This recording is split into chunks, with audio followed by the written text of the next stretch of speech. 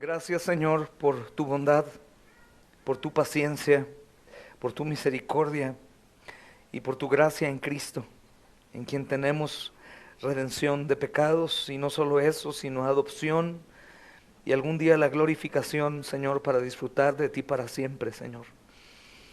Cumplir, Señor, cabalmente con el propósito para el cual fuimos creados, vivir para tu gloria y disfrutar de ti para siempre. Señor, diferentes almas hoy se presentan a este lugar con diferentes necesidades y pecados, pero todos tenemos en común que hemos de escuchar tu palabra. Tu palabra es la semilla, Señor. La tierra es cada uno de nuestros corazones. Ayúdanos, Señor.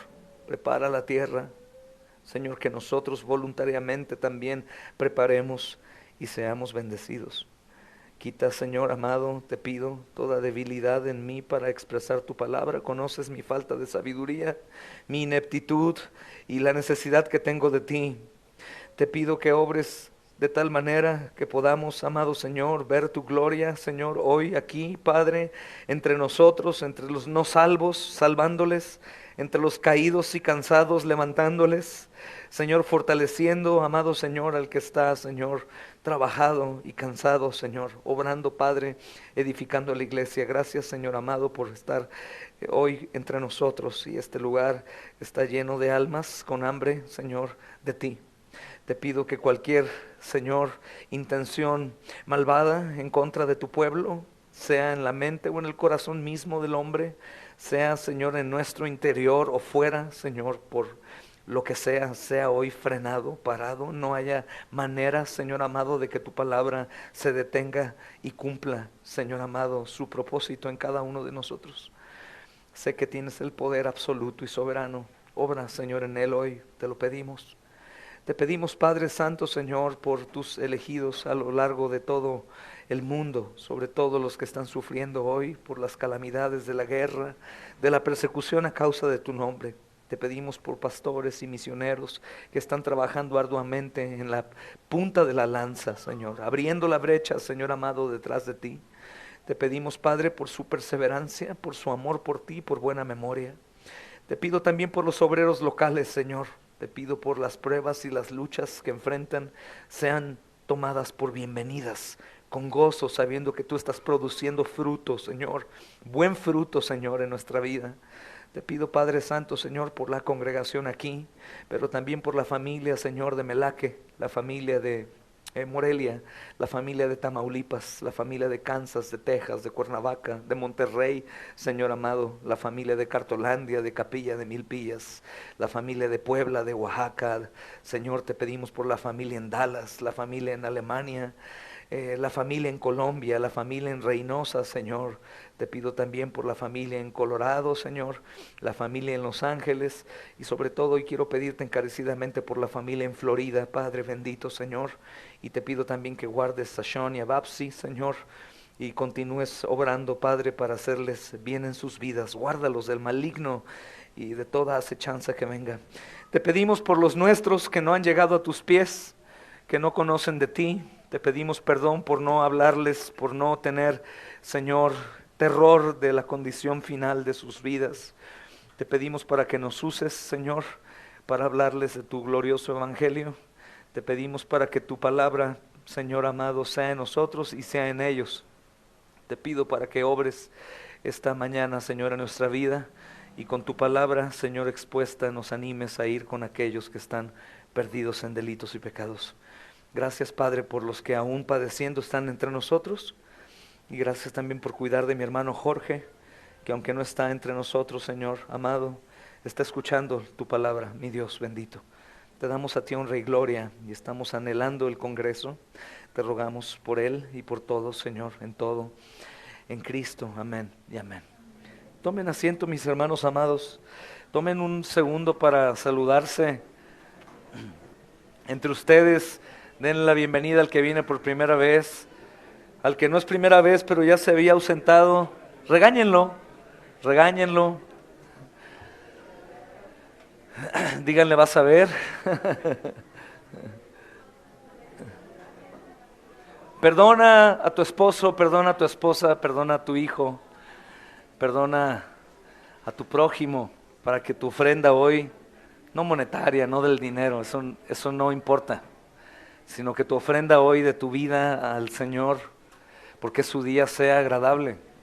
Si guardamos aquí en el corazón rencor, malos deseos, hipocresía, engaño, ¿de qué sirve, hermanos? Vengamos al Señor con corazón sincero, dando gracias a Él por todo y en todo. Gloria a Dios. Hermanos, vamos a abrir las Biblias en Lucas capítulo 7.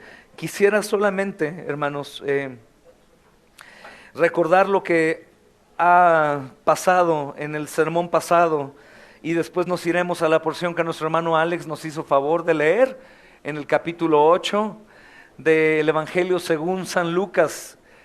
Recuerden que Lucas es un evangelista, no es uno de los 12, no es un apóstol, aunque tiene ministerio apostólico, pero él es un investigador, un científico que se ha dedicado a minuciosamente examinar cada cosa que sucedió en la vida, muerte y resurrección de Cristo. Ha hablado con mucha gente, con su madre, la madre de Jesús, con los hermanos, con los apóstoles. En su propia carta dice, me he esmerado en ello. Y él toca detalles muy asombrosos. Es uno de los que habla más de las mujeres, hermanas. Así que debe ser uno de sus evangelios preferidos.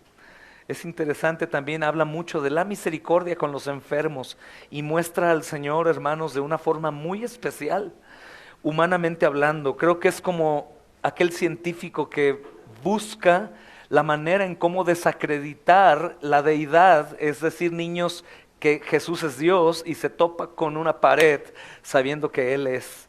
Y es tanto su gozo que lo describe de una forma muy especial. Para mí es uno de los mejores evangelios que tenemos, aunque obviamente todos son igual de poderosos, hermanos, y preciosos y necesarios. Pero estamos viendo, hermanos, en un parafraseo de toda la porción que estamos viendo, una cita que de pronto tiene el Señor en la casa de un fariseo. Es uno de esos fariseos que no creyeron en Él cuando estaba enseñando, hermanos, acerca de Juan el Bautista, ¿verdad? Y él estaba hablando en defensa de Juan porque Juan al parecer tiene alguna intención en enviar a sus discípulos. Algunos dicen, tenía la duda. Y si sí, ¿qué? ¿Tú has dudado algún día del Señor o de su obra o de su poder? Claro, sin ninguna duda sé que has dudado como yo. Hemos dudado de su omnipresencia, por eso al pecar, pecas volteando que nadie te vea, pero se te olvida que el Señor está ahí. Hemos dudado de su gracia porque hemos pecado y nos hemos autocondenado y nos hemos apartado en lugar de ir a Él. Hemos dudado de un sinnúmero de formas. Si Juan el Bautista acaso dudó, gloria a Dios, porque Él no es Cristo. Él es hombre. Mas sin embargo, conociendo el ministerio de Juan el Bautista y su entrega, a pesar, hermanos, de que Él es un hombre guardado y consagrado para la obra del Señor, Él no deja de tener un pecado dentro que necesita ser lavado por la sangre de Cristo. Necesita ser. Cuando leemos en la Biblia de hombres justos y piadosos como el centurión Cornelio o como tal vez Zacarías y Elizabeth, padres de Juan, o Juan el Bautista consagrado, nunca podemos olvidar que aunque fueran excelentes personas moralmente hablando, que manifiesten virtud, bondad, que busquen la justicia, ellos necesitan al Salvador. No hay nadie que pueda ser justificado por sus propias obras o su propia justicia. Necesitan a Cristo. Si Juan acaso tuvo duda, gloria a Dios, es hombre. Pero creo que el ministerio de Juan, hermanos, da evidencias. Su cabeza fue cortada por Cristo, por reprender el pecado de alguien que no cualquiera hubiera reprendido, porque sabría que moriría, porque este hombre, ese rey de los judíos, viene de un linaje de hombres que han odiado al Dios de los judíos y han perseguido y han intentado matar a Jesús desde su nacimiento por no perder su jerarquía o su reinado, creyéndose los únicos reyes del pueblo de Israel. Pero hermanos, está en esa casa y de pronto uno de estos fariseos que no creen en él lo invita a comer, y vemos la historia de esta mujer que es una gran pecadora que viene a los pies de Cristo y empieza a enjugar sus pies con sus lágrimas. Tanto era su llanto, tanto era su llanto, y llevó lo mejor que tenía, que era su frasco de alabastro. ¿Cuánto dinero más o menos? Han tratado de calcular, muchos miles. Ella lo derrama y no puede ponerse en pie, sino está a sus pies, lavando los pies. Eso me llena de gozo, porque el Señor es un Dios lleno de misericordia, que todo aquel pecador que le busca para perdón lo encuentra, sin importar el pecado, hermanos. La expresión que se usa en los textos originales es una mujer sin vergüenza, muy pecadora. Nunca dice que es una prostituta o algo así, que tengamos la evidencia bíblica para sustentarlo, pero dice era una mujer sin vergüenza, una mujer muy pecadora, hermanos. Una mujer pero muy apartada de Dios. Una judía que conociendo se desvió y pecó y pecó y pecó, pero su compunción de pecados, como estamos leyendo en las preguntas del catecismo con los niños, recuerden que están estudiando la pregunta número 70 del catecismo, papás, ayúdenlos para que ellos no se sientan mal cuando están en la clase conmigo. Preguntas 69 y 70 del catecismo, por favor. Estamos hablando de cómo un arrepentimiento salvífico hace una obra especial de compungir el corazón del pecador. Y esta pecadora, hermanos, es una niña. Todos los hermanos, el pueblo judío era enseñado por la ley. Deja más allá del deseo que tenían de Dios. Era parte de su cultura, su religión. Y seguramente ella conocía qué hacer y qué no hacer. Número 1, tiene conciencia. Número 2, tiene la ley grabada en su corazón. Número 3, es hija de judíos. Y los hijos de los judíos eran enseñados con los salmos y con la escritura, la ley y los profetas. Ella sabe lo que ha hecho y contra quién ha pecado. Y al reconocer al Mesías como Mesías, no le queda otra más que ir a buscarlo y humillarse delante de él. Lo más maravilloso, que el fariseo y algunos por ahí se están diciendo, pero ¿cómo este hombre, si fuese profeta, no aceptaría a esta corrupta mujer prostituta o adúltera o fornicaria o alcohólica? No lo sé, pero es que el Señor vino a salvar a lo que se había perdido. Oh, hermano, podríamos perdernos por 10, 15, 20 años, ir a Cristo y ser recibidos con amor por Él. Podrías llegar a pecar el peor de los pecados que te puedas imaginar, ir a Cristo y ser perdonado. Porque donde abunda el pecado, sobreabunda, ¿qué, hermanos? La sangre de Cristo puede con cualquier pecado. Y saben, hermanos, quiero enfatizar en esto, porque puede haber entre nosotros, conoces a tu esposa, a tu esposo, a tus hijos, a tus padres, a los hermanos, hay familias aquí, y puede ser que alguno de ustedes dude del perdón que Dios ya le otorgó a alguno de nosotros. Puede ser que dudes del perdón de tu esposo y que vivas viendo como a esa mujer la veían la sociedad. Fue con Cristo, con Jesús, con el tal Jesús, y ahora ya muy santa, ¿no? Ahora sí ya muy buena, ¿no? Ahora ya volvió a la sinagoga, esta mujer perversa, loca, pero el Señor ya le perdonó. Ponte en contra del perdón de Dios, hermano, y vas a encontrarte con el problema de que tú también eres un pecador. Entonces no dudemos de la obra de redención en una persona. Aunque esta persona llegue demasiado lejos en su pecado, el Señor lo puede traer como al hijo pródigo, estando a punto de comer comida para puercos. Y quiero decirte que las algarrobas que el hijo pródigo quería comer, ¿sí sabes que no eran nuevas? ¿Sí sabes lo que hacen los cerdos? Devoran y defecan. Y el hijo pródigo llegó al punto de querer comer la comida de los cerdos que había ya pasado por sus intestinos.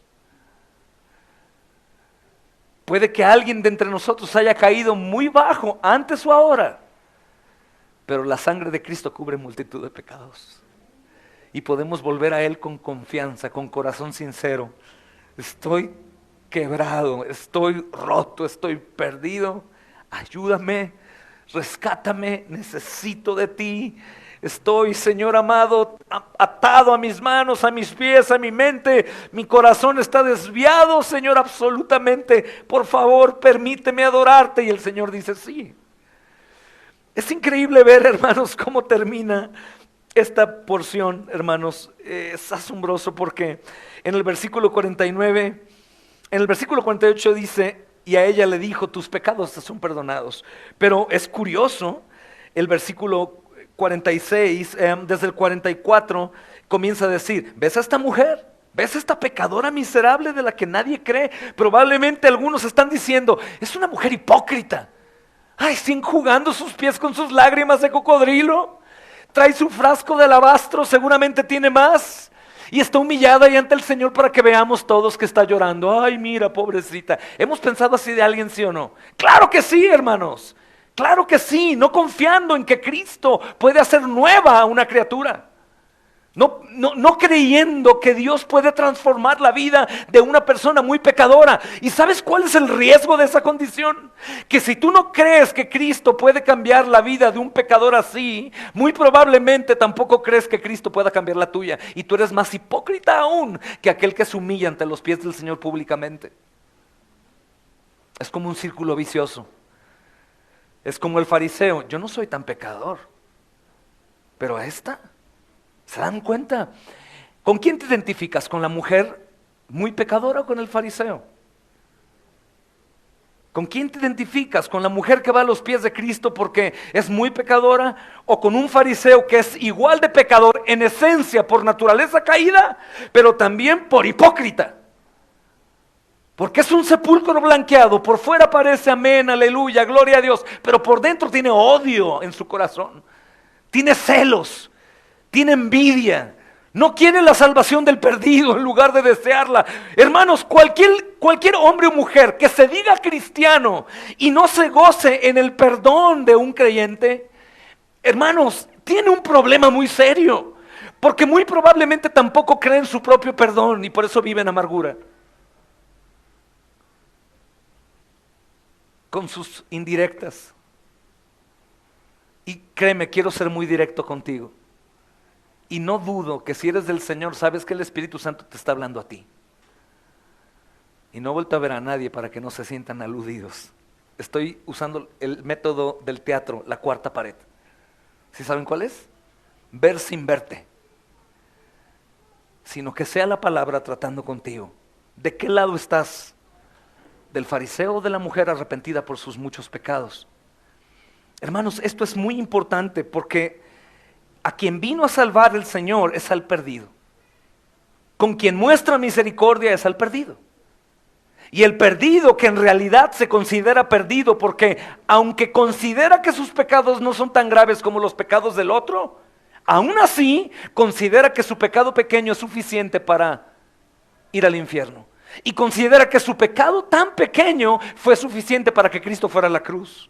Y considera que cualquier falta que haya hecho, como el apóstol Pablo puede decir, miserable de mí, ¿quién me libra de este cuerpo de muerte? Te pregunto, ¿qué pecado crees que Pablo haya hecho, hermano? Siendo un hombre maduro en la fe, está escribiendo la epístola a los romanos en el año 60, 65 después de Cristo. ¿Qué pecado hizo? ¿Mató?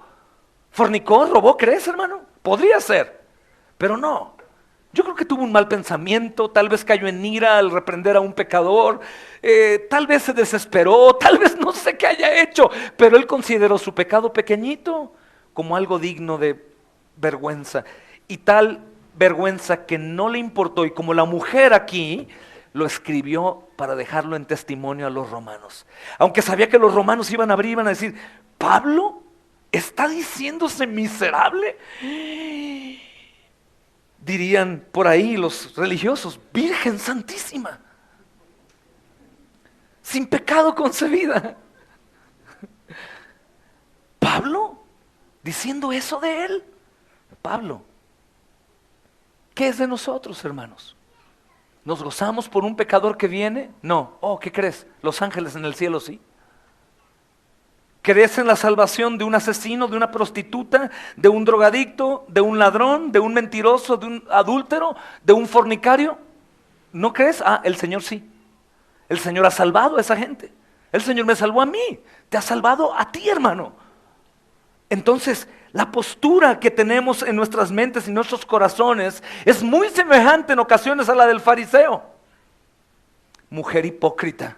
llorando entre nosotros para causar lástima. Si supiera este hombre que dice ser profeta quién es, no la aceptaría entre los suyos. Oh, hermanos, pueden decir algunos de ustedes, si supiera el pastor o los hermanos quién realmente es él, quién realmente es ella, ni lo tendrían ahí. ¿Qué fariseo te escuchas? Porque si esculcamos tu corazón ahora mismo y se abre el estilo holograma aquí en tu cabeza, probablemente sales corriendo antes de aquel que está señalando. ¿Están de acuerdo conmigo o no, hermanos? Siendo honestos delante de Dios, es la realidad. Todos hemos hecho actos pecaminosos, vergonzosos, pero algunos han sido puestos al descubierto y algunos no. Entonces, si alguien ha sido puesto al descubierto, el Señor no me está llamando, si está arrepentido y pide perdón, a reprenderlo, sino el Señor me está llamando a abrazarlo. Bienvenido, hermano, de nuevo. Bienvenida, hermana, de nuevo. Bienvenida. Gloria a Cristo. Yo pude caer también en tu mismo pecado. Yo también estuve perdido como tú. Te perdono, te amo, te bendigo en Cristo. Deseo ver una obra grande en ti. Bienvenido. ¿Sabes cuántas veces? Hasta 70 veces 7. Porque cuando un pecador peca en contra de Dios. Cuando peca en contra de Dios, peca en contra de Cristo. Cuando peca en contra de Cristo, peca en contra del cuerpo que es la iglesia. Y cuando peca en contra de mi hermano, peca en contra de mí. Es por eso que con un pecador no arrepentido dentro de la congregación pueden venir problemas a la congregación. La ira de Dios nos visita, sopla de pronto calamidades para corregirnos a todos. A unos por el pecado y a otros por hacerse ciegos al pecado del hermano. Por eso es necesario ir ahí y hablar de la gracia. Arrepiéntete, hermano, ven. Pero crean en la restauración, hermanos. Crean en la salvación. Crean, veamos nuestras propias vidas y juzguémonos a nosotros mismos. ¿Qué tanto podemos ver nuestra santidad? Y dejemos de ver a los demás. Algún día mencionaba una ilusión óptica que está en muchos de nosotros. Y esa ilusión óptica es siempre ver el pecado del otro más grande que el mío. Somos buenísimos para juzgar el pecado del otro, pero no tan buenos para juzgar nuestro propio pecado. Es un problema, hermanos, que vimos aquí en esta porción que me gustaría no dejar porque es maravillosa, maravillosa. Y él le dice, mira cómo esta mujer sí manifiesta su arrepentimiento. ¿Cómo manifestó su arrepentimiento y el gozo del perdón? Bueno, ella lo besa, ella lo unge, ella manifiesta obras, hermanos, vivas. Es decir, ella se humilla, no le importa entrar a una reunión. Imagínense, hermanos, tenemos esta reunión aquí y de pronto llega alguien aquí llorando, por favor, perdónenme. Algunos a lo mejor, tal vez, hey, oye, tranquila, estamos en vivo. Estamos aquí predicando, espera. Algunos que la conocen dirían, ¿qué está haciendo esta mujer hipócrita? ¿Qué hace aquí? Debería de irse al infierno de una vez a donde pertenece. Debemos recibir al pecador. El Señor nos recibió a nosotros, hermanos. Ella manifestó eso porque sabía que eran muchos sus pecados, así que ella manifestó todo su amor. Es como los hermanos que de pronto cuando gozan su perdón, se desviven por la obra del Señor. ¿A dónde voy? ¿Qué hay que hacer? ¿Cómo le hacemos? ¿A dónde vamos? ¿Cómo damos? Yo estoy, yo voy, yo pongo, yo acompaño, yo ayudo. ¿Por qué? Si tú te preguntas ¿por qué? Es que al que mucho se le perdona, mucho ama.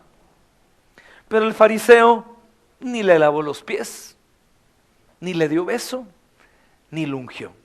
Aunque como vimos antes eran costumbres desde el Antiguo Testamento. Él no.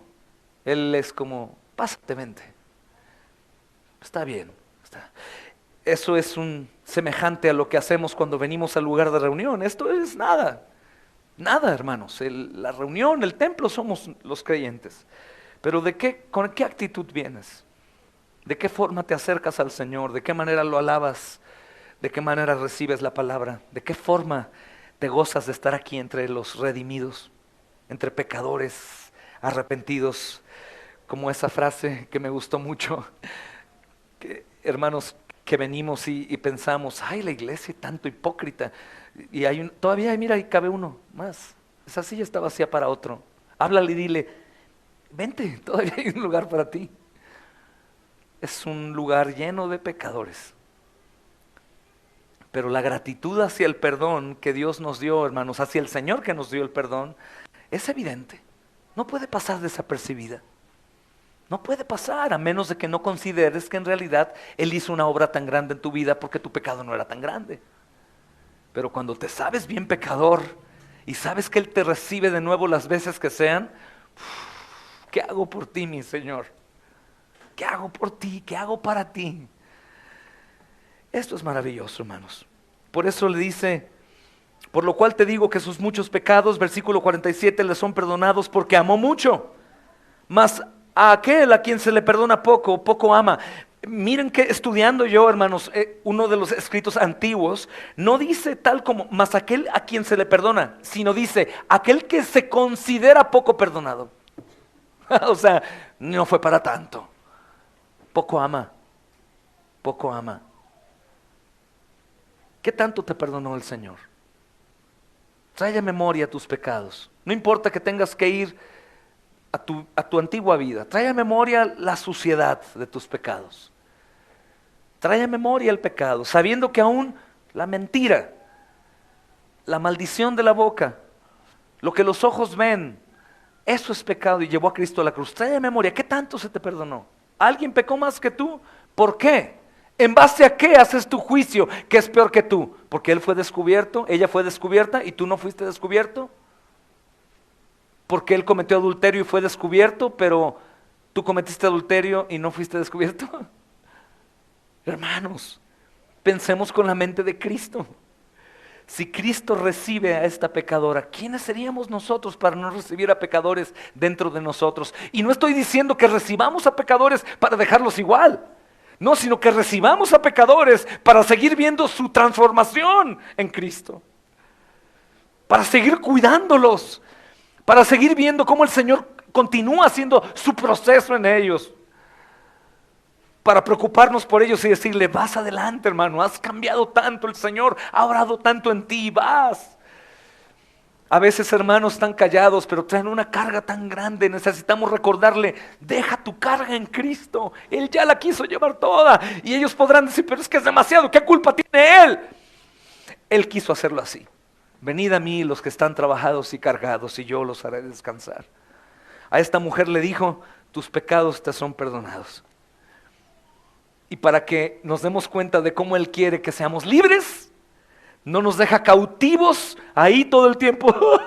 Ay, ay, ay, ay, ay. Vean la última parte en el versículo 50. Tu fe te ha salvado, ve en paz. Ya, continúa tu vida. Shalom, con mi paz. Continúa tu vida con mi paz. Una paz que sobrepasa todo entendimiento. Continúa tu vida y no todo el tiempo.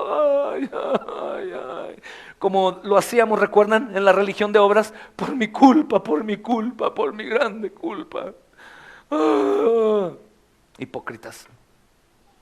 Aquí te dice, vete con mi paz. La extraña aquí, hermanos, condiciones que te aseguro que ella no quiere irse de ahí. Ella quiere quedarse ahí. Pero el Señor le dice, no, manos a la obra, ve y anuncia a otras pecadoras y pecadores lo que hice contigo. Ve y anuncia. Eso es maravilloso. Miren, hermanos, como sabemos siempre hay una condición. Acabamos la frase, tu fe te ha salvado, ve en paz. Aquí no le dijo te has sanado, sino esta mujer, tú y yo, redimidos por Cristo, la veremos en el cielo. Tú eres de verdad, sí. No te imaginaba así. ¡Qué bendición! Besaste los pies del Señor. ¡Wow! Tus lágrimas salieron y ¡qué glorioso! Ay, hermana, gloria a Cristo. Vente, vamos a alabar a nuestro Señor juntos. Ahí está. Versículo 8, hermanos, capítulo 8, perdón, versículo 1 que el hermano Alex nos decía. Dice, aconteció después. La palabra más correcta es inmediatamente de esa reunión. Supongo que el Señor se levantó de esa reunión y se fue. Y dice, aconteció que después Jesús iba por todas las ciudades y aldeas. ¿Qué estaba haciendo, hermanos? Número 1, para derrocar la falsa idea que creo que ha sido descubierto ya de la doctrina de la sanidad y milagros, ¿no? Del estadio lleno. Viene fulano de tal, el estadio Akron, y lleno total. ¿no? Y es sanidades y milagros. ¿Se llama Noche de qué? Tú fuiste, dime, ¿cómo se llama? Noche de gloria, ¿no? Y falsos milagros, y algunos otros pueden pasar de verdad porque Dios quiere, ¿no? Sería peligroso que no decir algo así en contra del Espíritu Santo, podría, pero la intención de ellos es dinero, es sacar dinero, es engañar a la gente, y tienes a tu hijo enfermo y pues haces lo que sea, lo que sea. Y ahí están, pero él no iba a sanar solamente, aunque sanaba porque tiene misericordia. Tenemos milagros aquí de sanidades que el Señor ha querido hacer cuando menos nos imaginamos, hermanos. Cáncer y cosas. Jorge, es un milagro increíble. Mi padre, hermano Daniel, aquí, y muchos otros, mi hermana Aida. No sé si alguien se me va, pero ha recibido milagros en su vida de salud, tremendos. Pero él no estaba haciendo eso solamente. Él en su misericordia lo hacía, pero dice, aconteció que después iba por las ciudades y aldeas. ¿Qué estaba haciendo, hermanos? Predicando y anunciando el evangelio del reino de Dios. Oye, pero los enfermos, bueno, los enfermos pueden vivir enfermos toda su vida, pero si escuchan el evangelio pueden ser salvos y vivir en la eternidad de gloria. Mejor enfermo en el cielo que sano en el infierno. Así que él está predicando el evangelio del reino de Dios, dice, y los 12 con él. Aquí ya son nombrados 12, recuerda que en el capítulo 4 no, pero de pronto ya se les nombra. Pero agrega aquí algo interesante, hermanos. Y algunas mujeres que habían sido sanadas de espíritus malos y enfermedades, seguramente María. Y aquí es donde entra una hipótesis de creer que María Magdalena es la mujer que ha llegado a los pies de Cristo a llorar ahí. Hay historias, hermanos, que se han incluido de que era bellísima. Aún se ha blasfemado la santidad absoluta del Señor Jesús, y que tuvo relación con Él, y que fueron esposos, y cuántas locuras del hombre. Pero no hay en realidad, hermanos, rastro alguno de poder decir que es ella la que lava sus pies, que era bellísima, ¿no? Y pues mucho menos obviamente que tenía algo que ver con el Señor, sino únicamente que era una discípula, obviamente. Pero muchos han creído que esta mujer, porque recuerden que nuestros textos tienen ahora títulos y versos y número, pero los escritos originales no, era un solo tiraje. Por eso ellos creen que esa mujer sale, es esa mujer que llega rota, que es libertada de todos estos demonios que la tenían ahí. Esto tiene mucho que enseñar, hermanos, acerca de demonios. ¿Existen? Claro, lo hemos visto, por supuesto. Todos, a lo mejor no, pero está en vigencia aún el ministerio del inicuo. Continúa obrando, susurrando, manifestándose y muchas otras cosas. Pero aquí, hermanos, había sido sanada de espíritus malos y muchas enfermedades. Y empieza ahí María, que se llamaba Magdalena, de la que habían salido 7 demonios. Después Juana, mujer de Chuza. Este es un intendente de Herodes, imagínate. Y Susana y otras muchas que le servían de sus bienes. Hermanos, a menudo se piensa que en este recorrido, que es el segundo recorrido por la región de Galilea, el primero se describe en el capítulo 4, si ustedes recuerdan, hermanos, de los versos 40 al 44, probablemente la fama de Cristo se ha incrementado y ahora hay más gente que ha sabido quién Él es, lo que está haciendo. Muchos han esperado al Mesías por mucho tiempo, pero la condición del mundo es terrible. No únicamente por el pecado, que eso es universal, sino porque están tan mal, hermanos, tan mal en su vida. Ha habido tantas guerras, revoluciones, ha habido destrucciones, hay insalubridad, viven vidas miserables, espantosas, hay lepra por todos lados, hay alcoholismo, hay prostitución. Es un mundo horrible, hermanos, horrible en ese tiempo. Entonces van a buscar al Señor Jesús, no por salvación solamente. Pienso que la mayoría van para ser sanados de sus males, llevar a sus enfermos, pedir misericordia, como los que vemos en la calle, extendiendo la mano, pidiendo misericordia. Pero el Señor no dice aquí que va sanando y teniendo misericordia de ese tipo, sino va predicando y anunciando el evangelio. Y hermanos, yo no sé quién está nuevo aquí en la fe, o quién no sea cristiano aún, pero el evangelio de Cristo no tiene nada que ver con la salud física. El evangelio de Cristo no tiene nada que ver con la economía familiar, en el sentido del dinero. El Evangelio de Cristo no trata esos temas de la prosperidad secular. El Evangelio de Cristo trata de lo que Él hace con su vida, muerte y resurrección en la vida de un pecador que va directo al infierno. Eso es la buena nueva. La buena nueva no es Cristo te ama, tiene un plan maravilloso para tu vida, vas a ser rico, próspero, tu esposo cambiará, será como un ángel, vivirás una vida perfecta, nunca sufrirás.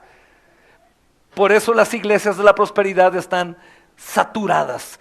Porque tú le dices a un narcotraficante, a un asesino, a un homosexual, a un ladrón, a una prostituta, si vienes a Cristo, Él te va a dar todo lo que tú le pides. Y dice, yo quiero, yo voy, yo firmo. Pero no, el Evangelio de Cristo tiene que ver con nuestro pecado y la obra que Él hace en nuestra vida, cambiando nuestro corazón y dándonos uno de sangre con temor para que le temamos perpetuamente. Él está trabajando, hermanos, dando el Evangelio.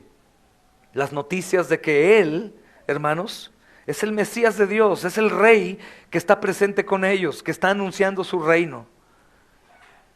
Y dice inmediatamente, hermanas, que ahí están algunas mujeres. Hoy en día esto es un debate, si es que hay pastoras, si no hay pastoras, si la mujer puede hacer algo o no puede hacer. En algunas iglesias no dejan que la mujer hable en lo absoluto. ¡Qué locura! Y qué trauma, porque es lo que más les gusta hacer. ¡Caray! No, aquí hay libertad. Obviamente en la Biblia no aparece en el Nuevo Testamento que haya pastoras. Solamente hay un pastor, 2, 3, 4, 5 en una iglesia o 10. Pero no hay pastoras en el Nuevo Testamento. En el Antiguo sí, pero eran de ovejitas. Pero la mujer tiene una parte importante.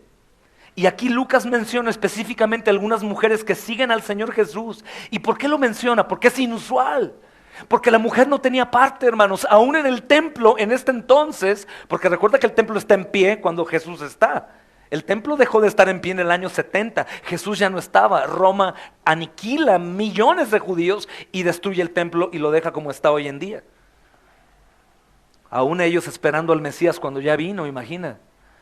Pero que una mujer estuviera en una reunión con hombres no era bueno, hermanos. Según la tradición de los ancianos. Por eso en el templo había un patio para mujeres. Las mujeres no podían. En la sinagoga las mujeres estaban detrás de un muro y eran solamente los hombres. Pero ahora aparece este Mesías que permite cortar espigas el día de reposo, que sana enfermos en el día de reposo y que permite que mujeres anden con él. ¡Caramba! Esto es una revolución absoluta. Hermanos, las mujeres son una bendición. Yo no sé, yo creo, bueno, es una expresión solamente porque no existe tal cosa, pero sin mi esposa el ministerio no lo puedo, me lo imagino. Las mujeres son la bendición más grande que el Señor ha dado al hombre. Recuerda que él le dio todo, pero lo vio y dijo, no es bueno que esté solo este hombre, le voy a dar una ayuda idónea. Es el regalo más grande para el hombre. Vemos en el ejemplo de Cristo, el regalo más grande que el Padre le dio al Hijo fue su novia, que no somos una mujer, pero representamos la esposa de Cristo. Es lo más glorioso. Tristemente, en ocasiones muchos de nosotros lo vemos como una lucha. Muchos de los hombres aquí digo, como una lucha. Ay, la mujer, pero escucha, es el mejor regalo que Dios nos dio. Y es el más importante. Y como lo decía el hermano Paul Washer, si el barco está hundiéndose y tenemos a 6 hijos, o 14 como los hermanos Schilling, y hay un salvavidas, lo siento mucho, Amandita, el salvavidas es para tu mamá.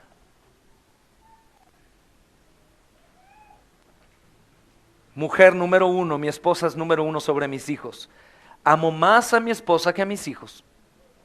No puedo decir los amo igual. A mis hijos los amo igual. Muchísimo, pero mi esposa es mayor. Mi esposa es mayor. El Señor ama a su creación, pero a su esposa la ama de forma especial y única, hermanos. Entonces, la aparición de las mujeres es muy importante porque el Señor Jesús tiene una actitud diferente hacia las mujeres que la actitud que los religiosos tenían y todos los maestros de esos días. La mujer era despreciable. Es por eso que pedía carta de repudio, porque si, escuchen, si un hombre de pronto amaba a su hermosa mujer y llegaba y veía su pie, perdón hermanas, nadie esconda sus pies, pero si veía su pie y su pie estaba extraño, él decía, no, esto no me gusta, tengo que divorciarme de ella. O si de pronto la mujer se le olvidó usar, hermanos, el carbón para lavar sus dientes con una varita y su aliento no era bueno, el hombre, no me gusta, me divorcio de ella. Y por la dureza del corazón del hombre, Dios permitió el divorcio, dándole carta de repudio. Vete, toma, cásate con alguien más, yo no te soporto. Esos pies y esa boca no me gustaron. Voy a buscar a alguien que cumpla con mis requisitos. Era increíble, hermanos, la altivez del hombre que había sido creada, no por Dios, si es la expresión creada, creo que no es correcta, pero había sido puesta por Dios. El decir, no hay divorcio. Y ellos dijeron, sí lo hay. Por eso Jesús dice, el divorcio existe por la dureza del corazón del hombre. Y es no por ellos, sino por proteger a la mujer. Así que la carta de repudio era, es este el motivo por el cual mi esposo me dejó. Pero mira, ya me he cambiado mis pies y ya me lavé mis dientes. Cásate conmigo. ¿Saben por qué, hermanas? Porque si una de las mujeres en ese tiempo se quedaba sin marido, estaba perdida. No había manera, hermanos. Es como ahora en el mundo musulmán. En muchos lugares que son extremistas, si una mujer sale sola, hombres extraños la apalean y la regresan a su casa. La mujer no tenía el valor que Cristo le da, que Dios le ha dado siempre. Y aquí, hermanos, empieza una revolución también en el asunto de las discípulas. No sé si alguien tiene una concordancia bíblica, pero lo reto a que busque la palabra discípula en la Biblia. ¿Cuántas veces crees que aparece esa palabra? Una sola vez, en toda la Biblia. Y no es porque no tenga peso, sino porque en el contexto, hermanos, en el que estamos nosotros aquí estudiando, la mujer no tenía un peso, no tenía valor, no tenía nada. Y que algunas mujeres sigan al Señor Jesús, pues eso también es una revuelta. Los rabinos, hermanos, se negaban a enseñar a las mujeres y por lo general les asignaban un lugar muy inferior. Es interesante notar, hermanos, también en los 4 evangelios que todos los enemigos del Señor Jesús eran hombres. Nunca se habla de una mujer, ni aún una mujer endemoniada. Habló mal de los discípulos, dijo, aquí estos hombres que anuncian al Mesías, aún una mujer endemoniada, que tenía su maquinación el diablo, pero no aparecen enemigas del Señor. Los 4 evangelios hablan de enemigos. El evangelio dice que las mujeres van a la tumba, los hombres no. Hermanas, cuando ustedes están fuertes en su ministerio, no empoderadas en la línea moderna de hoy, hermanos, de la mujer verdadera y aviva nuestros corazones, y bien empoderadas, abandonando su hogar 4 o 5 días, mientras están en el chisme y ahí hablando. No, hablo de un empoderamiento santo, de su condición para lo que fueron creadas. El marido es cabeza de la mujer es su cuerpo. La mujer se sujeta a su marido, pero el hombre ama a su mujer como Cristo amó a la iglesia. Ese es el verdadero empoderamiento, que nadie puede cumplir con ese ministerio o llenar esos zapatos, sino solamente la mujer. No habla de menosprecio. ¿A quién no hay menosprecio? Al contrario, es una labor que nadie puede hacer sino solamente la mujer. Solamente la mujer.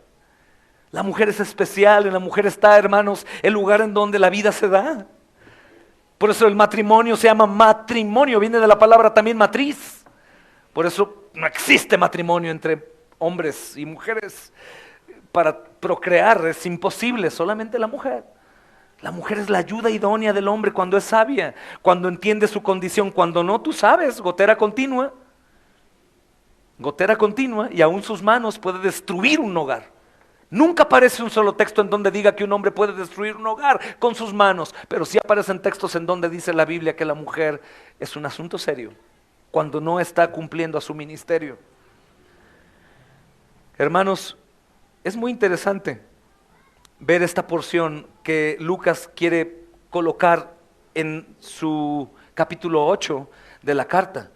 Las mujeres van con el Señor, no aparecen predicando, no aparece qué están haciendo, no aparece nada. La única mención en el Nuevo Testamento de pronto que es muy precisa es la de Aquila y Priscila, cuando Priscila aparece primero que Aquila y está enseñando a Apolos acerca del Evangelio.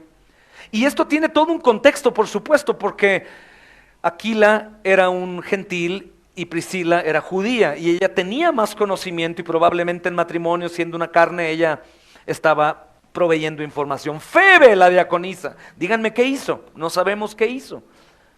Las mujeres, las ancianas, enseñando a las mujeres jóvenes, ¿quiénes eran? ¿Cuándo? ¿Cómo? No, porque sabe el peligro que hay, porque sabe que la maldición de Dios para la mujer es eso, que ella quiera gobernar sobre el hombre.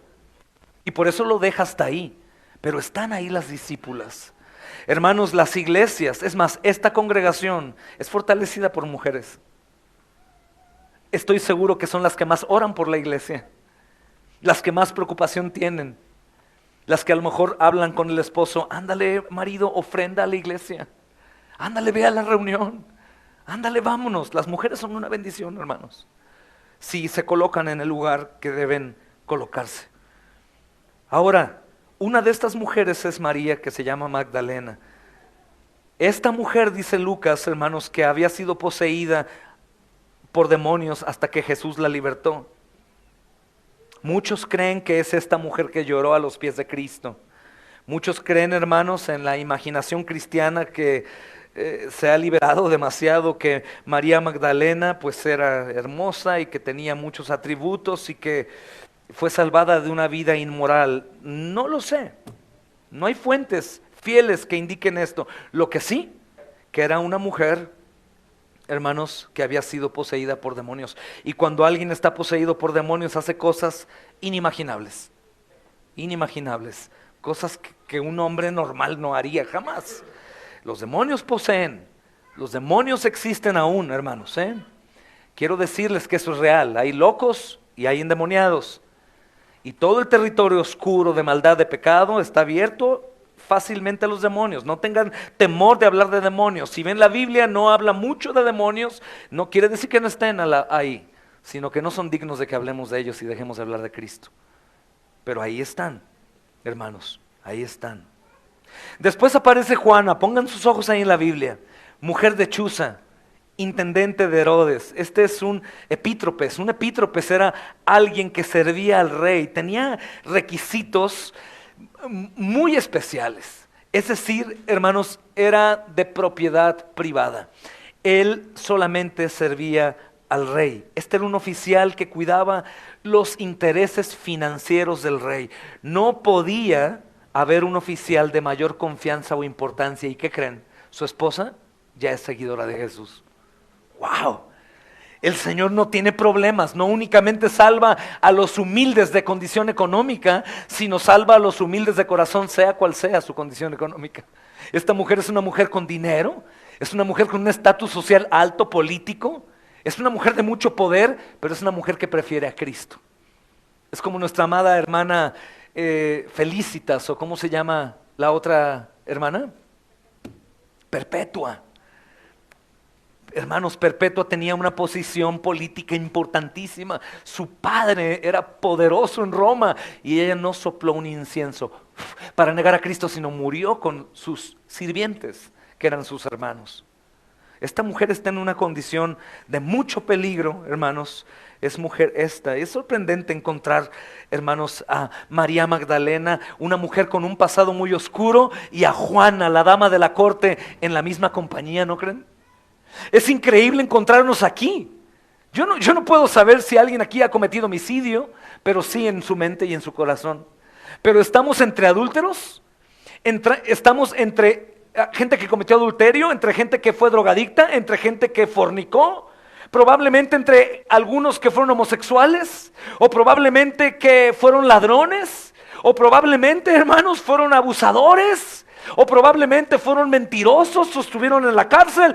Hermanos, quiero decirles que la iglesia de Cristo está compuesta de pecadores redimidos por su sangre.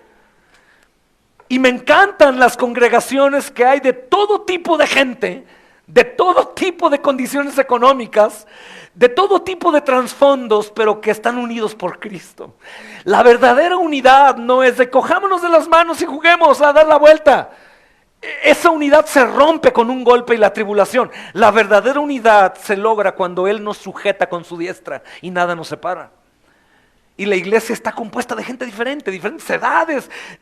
Hermanos, es algo maravilloso la iglesia, porque en ningún otro círculo de amistad, en ningún otro ámbito, hermanos, en donde las personas se reúnan, pueden tener una relación como la nuestra. Aquí los niños platican con los adultos, los jóvenes con mujeres mayores, los ancianos con un jovencito, porque tenemos una unidad sobrenatural que es Cristo. Aquí no hay asunto de que yo ya soy muy grande, ya me jubilo de la iglesia. No, hombre, caray, aquí los niños nos asombra platicar con ellos. Platica al final con uno de los niños, con una niña. Adulto, te invito a que él platiques. Oye, ¿de qué trató hoy tu clase en la mañana? Enséñame tus notas para ver qué escribiste. Y asómbrate, hermano, asómbrate. La iglesia está compuesta de gente pecadora. Pecadora, y si eres demasiado pecador, qué bueno, porque si entiendes tu perdón, tú serás de ánimo a nosotros, los que de pronto no nos sentimos tan perdonados.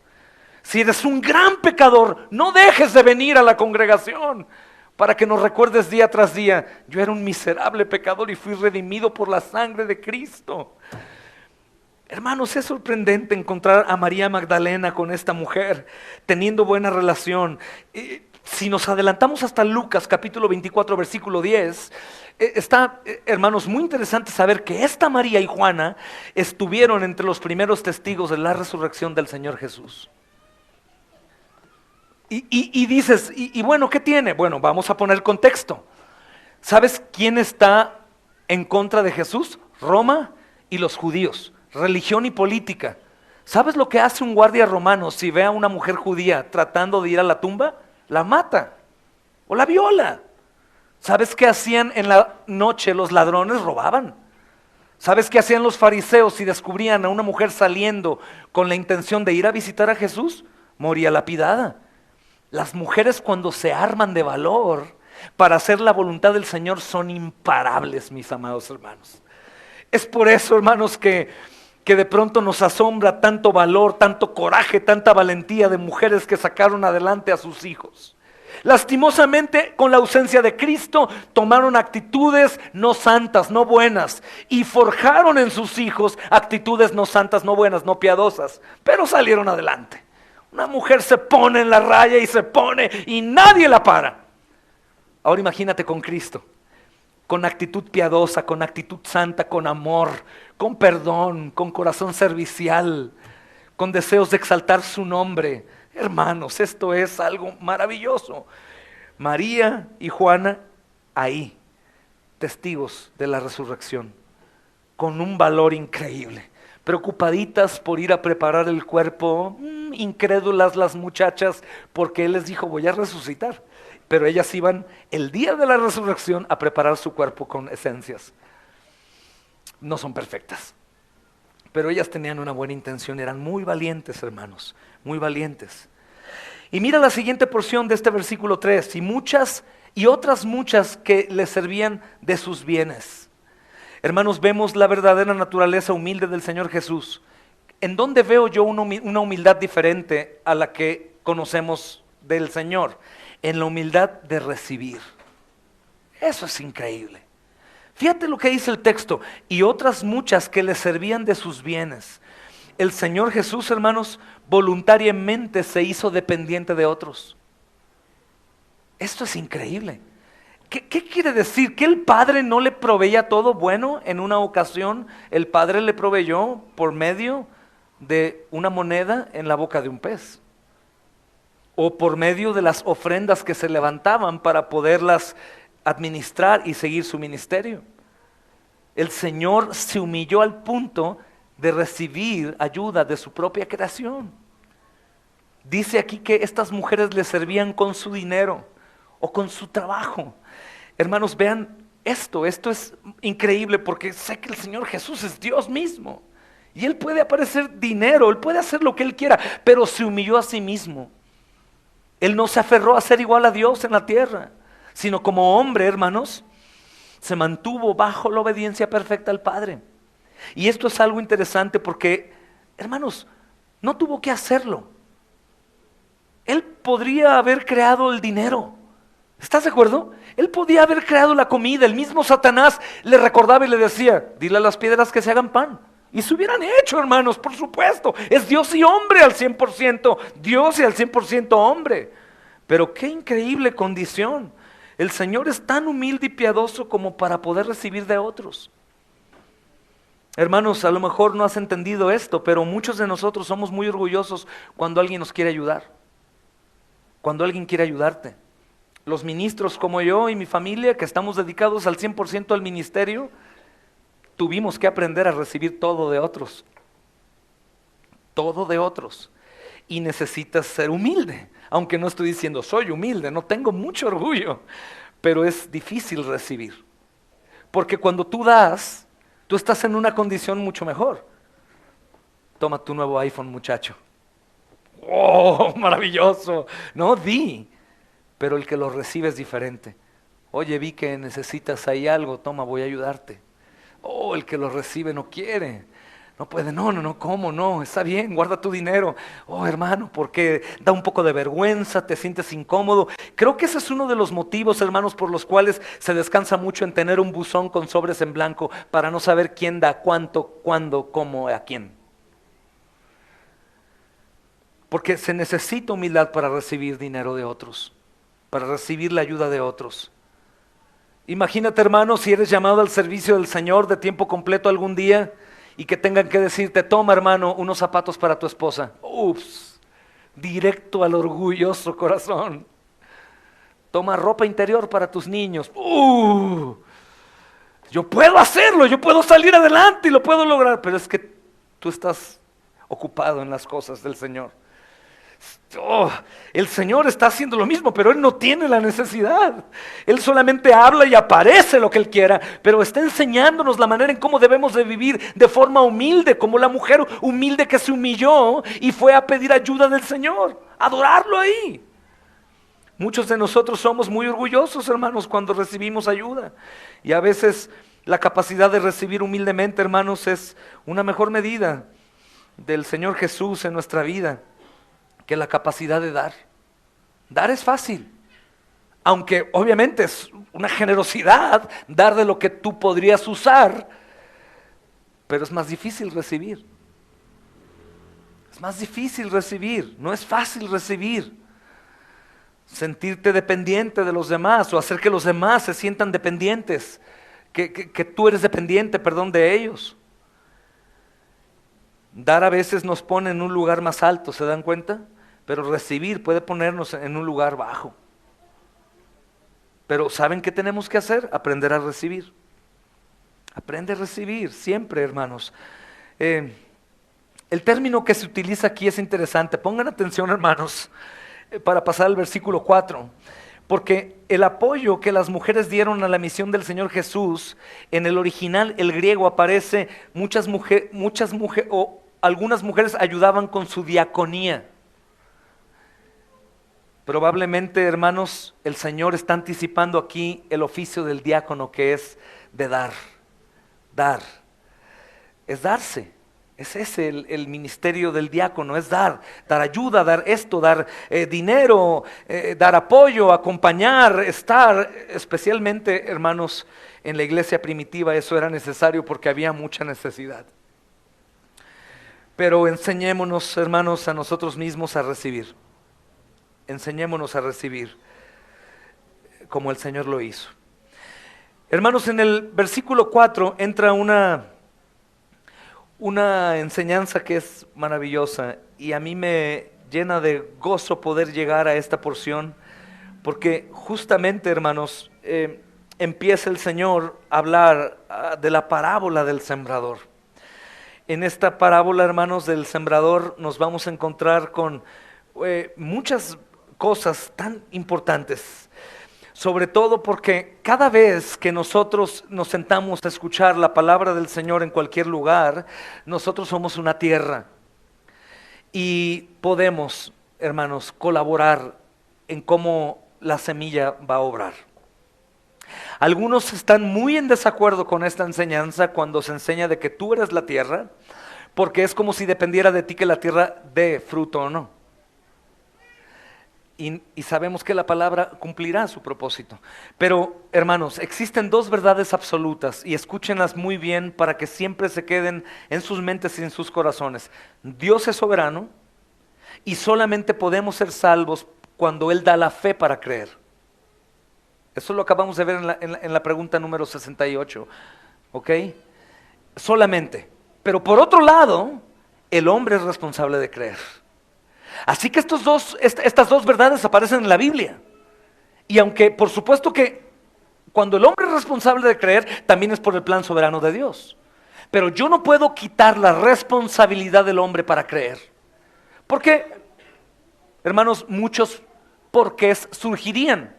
Dios es soberano, nadie puede ser salvo sin que Dios le dé la fe. Pero por el otro lado, el hombre es responsable de creer.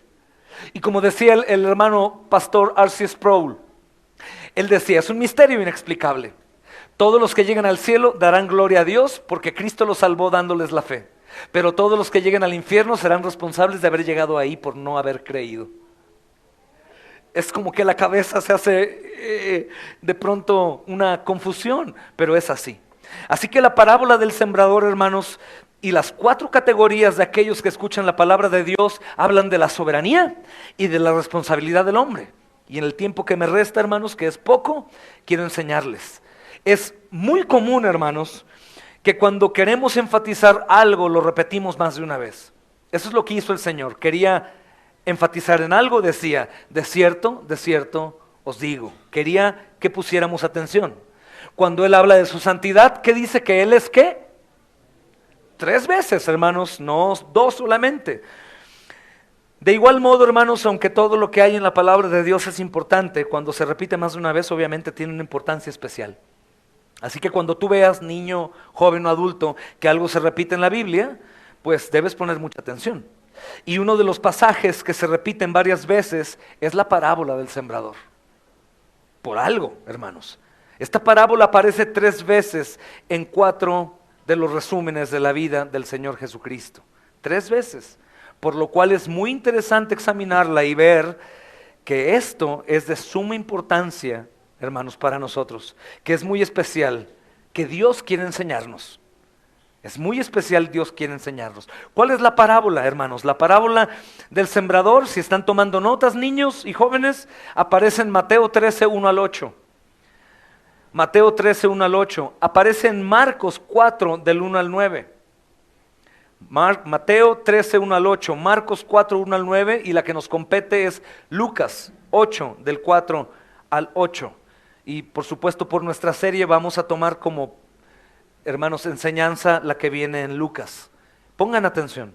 Dice el versículo 4. Juntándose una gran multitud, y los que de cada ciudad venían a él, les dijo por parábola: el sembrador salió a sembrar su semilla, y mientras sembraba, una parte cayó junto al camino, y fue hollada, y las aves del cielo la comieron. Otra parte cayó sobre la piedra, y nacida se secó, porque no tenía humedad. Otra parte cayó entre espinos, y los espinos que nacieron juntamente con ella la ahogaron. Y otra parte cayó en buena tierra, y nació y llevó fruto a 100 por 1. Hablando estas cosas decía a gran voz: el que tiene oídos para oír, oiga. Probablemente creo que la mayoría la ha escuchado una y otra vez, y la ha estudiado una y otra vez, y la ha leído una y otra vez, y tal vez desde niños, si fueron llevados a la iglesia, una y otra vez, pero te pido que resetees la enseñanza, y de pronto recibas lo que el Señor va a enseñarte en esta parte final de nuestro sermón de hoy. Hermanos, el tiempo en que el Señor Jesús escogió decir esta parábola no fue accidental. Como el verso 4 dice, juntándose una gran multitud, y los que de cada ciudad venían a él, les dijo la parábola. El Señor Jesús, hermanos, dijo esta parábola cuando había venido mucha gente a él para escuchar la palabra de Dios. El domingo es un excelente día para esta parábola. porque viene la mayoría de la iglesia, el miércoles, los martes, otros días no, pero el domingo pues vienen todos. Entonces, como veremos más adelante, hermanos, la parábola trata sobre escuchar la palabra de Dios. No sé si tú escuchaste esto de parte de otro predicador, pero hoy me compete a mí enseñarte así. La parábola trata sobre cómo escuchas la palabra de Dios. Y la palabra de Dios, como dirá adelante, es, hermanos, la semilla. Así que el Señor Jesús, diciendo esta parábola, quería poner al tanto las opciones que tienes tú. La opción que tienes tú al momento que vienes a Él. ¿Acaso el hombre puede manipular o puede obrar, detener la voluntad de Dios? No, hermanos. ¿Acaso el hombre puede resistirse a la gracia irresistible de Dios? Absolutamente no, porque el Señor obrará. Pero tal vez una pregunta buena sería, ¿acaso el hombre por un tiempo puede resistir? ¿O acaso el hombre podrá llegar a ser culpable de no haber puesto atención y poner por obra? Sin ninguna duda, sin ninguna duda. La gracia irresistible, ¿qué no es irresistible? No, puedes resistirla por un tiempo, pero tarde o temprano vendrá, hermanos, y se hará la obra que el Señor quiere. Vamos a ver el punto número 1. ¿Se dan cuenta cuál es la primera parte? El versículo 4 dice: juntándose una gran multitud y los de cada ciudad que venían a él, les dijo por parábola, el sembrador salió a sembrar su semilla, y mientras sembraba, una parte cayó ¿junto a qué? Junto al camino. Hermanos, con un vistazo al pasaje anterior, estamos viendo que la semilla cae en diferentes tipos de terreno, ¿ok? El primero de estos es junto al camino, que nos dice el versículo 5. Junto al camino, ¿qué es esto? Algunas semillas, hermanos, se sembraban junto al camino de dos formas: porque caían junto al camino, o porque el sembrador simplemente la arrojaba y algunas caían. ¿Qué pasaba? No daba fruto, sino que era devorada. ¿Por qué era devorada? Porque la semilla, hermanos, tiene una cubierta. Al camino la pisaban, entonces esta semilla se partía, las aves podían percibirla, llegaban y la quitaban. No brota ni da fruto, sino que es devorada por las aves del cielo. La explicación de esta parábola viene algunos versos más adelante, hermanos, en el versículo 11 y 12. Y quiero adelantarme. Dice, esta es pues la parábola. La semilla es la palabra de Dios, y los de junto al camino son los que oyen, y luego viene el diablo y quita de su corazón la palabra para que no crean y se salven.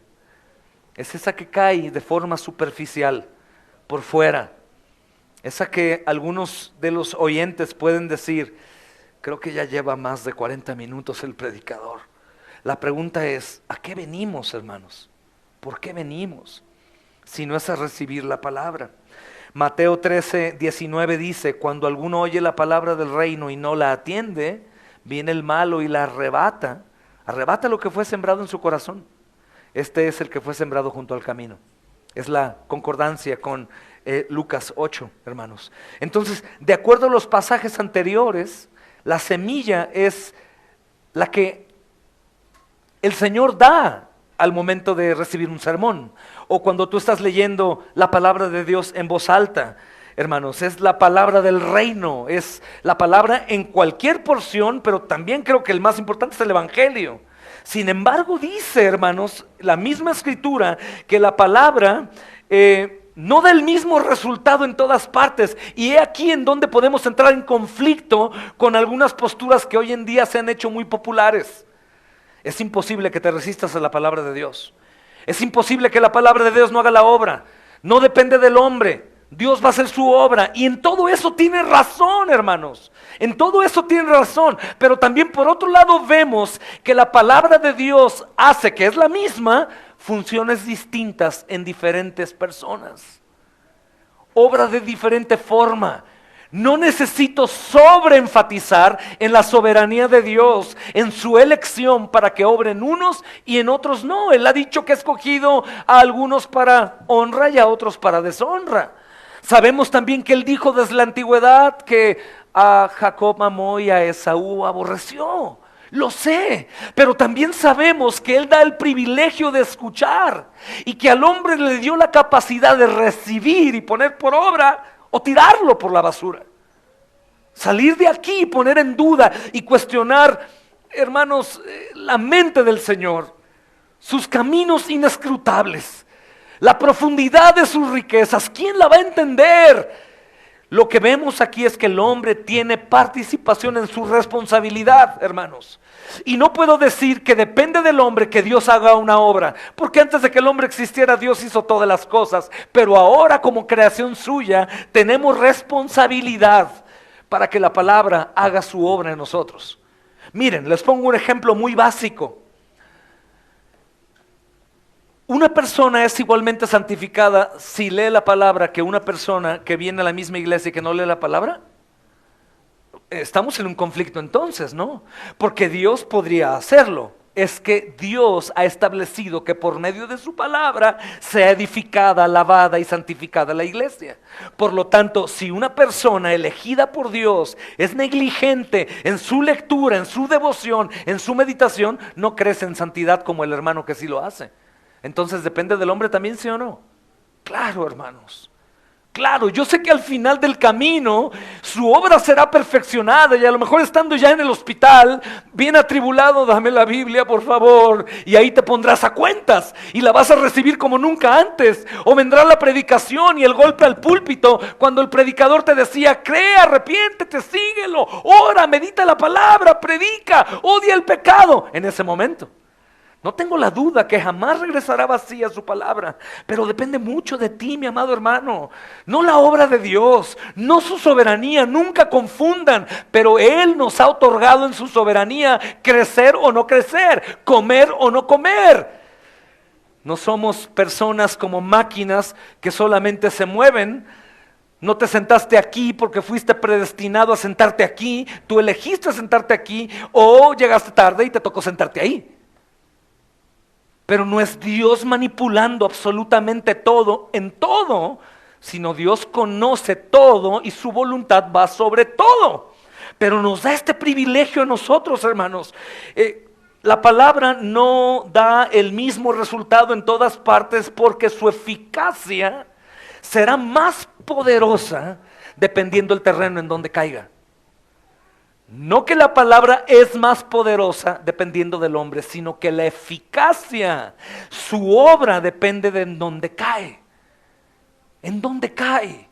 El mismo Señor Jesús nos enseña en el Sermón del Monte, y el que recibe la palabra y la pone por obra, lo considero como un hombre prudente que edifica su casa sobre la roca. Pero el necio que la recibe y no la hace, será como un hombre que edifica su casa sobre la arena. ¿El hombre participa o no? Por supuesto. ¿Por qué? Porque el soberano Dios lo ha querido. Esto es bíblico y siempre ha sido un tema de debate, hermanos. Siempre ha sido un tema de debate que mayormente los que abrazan cualquiera de los dos extremos caen en el error y hay evidencias en su vida. O de legalismo o de abuso de la gracia. De querer sobreenfatizar la soberanía de Dios para llegar al antinomianismo. Decir no hay ley, no hagas nada, Dios va a hacer todo en su tiempo, que es terrible esa doctrina y hay ya gente así.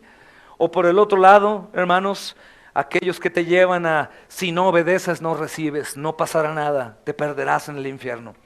Y hace que tu vida sea una vida de obras amargada y terrible. Pero hermanos, uno de los posibles tipos de terreno es junto al camino. Y no sé si tú hoy puedes identificarte con alguno de estos, porque de acuerdo a la interpretación de la parábola, está compuesto por la gente que aunque escucha la palabra no la entiende. Por eso, ¿sabes cuál es uno de mis trabajos más arduos? Que soy muy falto de sabiduría, inepto también al hablar, es que intento que los niños puedan entender. Porque si no logramos que los niños entiendan lo que estamos diciendo, tenemos un problema. Porque la palabra aquí está. Pero la palabra, hermanos, se predica por gente que Dios puso, instituyó para explicarla. Y tienes que decir, ya entendí lo que no entendía. Ese es el trabajo. Mi pregunta para ti no es, ¿fue un buen sermón? ¿Qué calificación me pones? Ven y adúlame y dime, oh hermano, qué sermón. No, es, ¿entendiste lo que dije? Sí, gloria a Dios. Gracias al Señor. Niños, ¿entendieron? Sí. Cuando traen sus notas me doy cuenta que entendieron. Esa es la intención, que entiendan, hermanos. Entonces, la gente que le escucha y no le entiende lo que quiere decir, hermanos, que Ambas partes tienen culpa, tanto el sembrador que siembra la semilla en donde sea y la tierra, por así decirlo, que no se prepara para recibirla. La palabra griega que se traduce aquí como entender, hermanos, en este pasaje es suniemi. Y suniemi quiere decir, hermanos, que se recibe con alegría o que se entiende con el deseo de entender, es decir, que haya atención. Yo en la adoración familiar veo de pronto a algunos de mis hijos que su mirada está en otra dimensión. No está ahí en la sala, en la cocina. Está, hey, ¿dónde andas? ¿En qué planeta estás? Porque quiero que ellos atiendan lo que estoy diciendo y que entiendan lo que digo. Necesito concentrarme, poner mis ojos y mis oídos y mi corazón dispuesto para poder recibir la palabra. En Mateo 13 al 15, hermanos, si quieren ir conmigo, y estoy rompiendo un poco la regla de respetar Lucas, pero es sumamente importante hoy, antes de terminar. Dice, viendo no ven, y oyendo no oyen ni entienden. El griego aquí es suniemi. ¿Okay? No quieren recibir. De manera que se cumple en ellos la profecía de Isaías que dijo, de oído oiréis y entenderéis. En griego, suniemi. Y viendo veréis y no percibiréis. Porque esta es la razón que no entienden, aunque tienen oídos, hermanos. El corazón de este pueblo se ha engrosado y con los oídos oyen pesadamente y han cerrado sus ojos para que no vean con los ojos y vean con los oídos y con el corazón entiendan. Del griego, suniemi, y se conviertan y los sane Dios. El corazón va teniendo un caparazón y es notorio, hermanos, en ocasiones. El corazón va teniendo un caparazón. La palabra no está haciendo su función, no impacta, no transforma. Pasan los días y es igual. Oh, es que vino el diablo y la quitó. La quitó. Mientras que con los oídos está escuchando, hermanos, el corazón, la parte interior, no la recibe, no la entiende. Por eso, hermanos, no es un simple entendimiento mental de la palabra de Dios a lo que se refiere la parábola del sembrador, sino más bien es un entendimiento de una aceptación de que es la palabra de Dios. Imaginen, hermanos, que en realidad todos aquí en la sala creyéramos que esta es la palabra de Dios,